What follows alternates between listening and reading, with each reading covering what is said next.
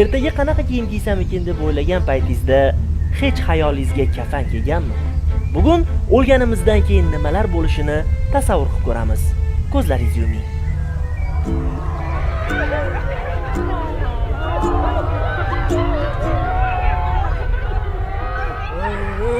Ey! Odam o'lganda mana bunaqa ovoz chiqarib tomosha uchun yig'lab bo'lmaydi. So'joying tayyormi? Mayitni yuvamiz.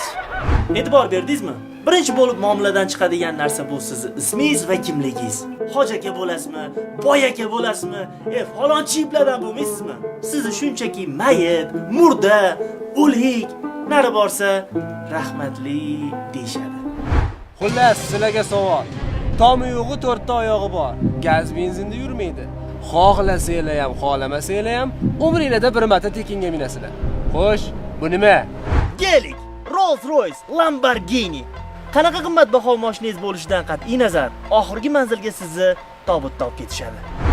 Dang'illama qasrda yashaysizmi, kulbadami farqi yo'q. Baribir oxirgi uyingiz qabr bo'ladi. Nasib qilsin deb yaxshi niyat qiling. Qanchadan qancha odamni yer qabul qilmayapti-yu. Bo'ldi-da endi. O'lgan odam o'ldi. Hali tikka turishinglar bor. Mana qo'shni ham ovqat olib chiqdi. Keyin yeb olamiz. Qabrga qo'yilganingizdan keyin bir necha soat o'tib, yaqinlaringiz dasturxon atrofida yig'ilib ovqatlanishadi. Azam 3 kun.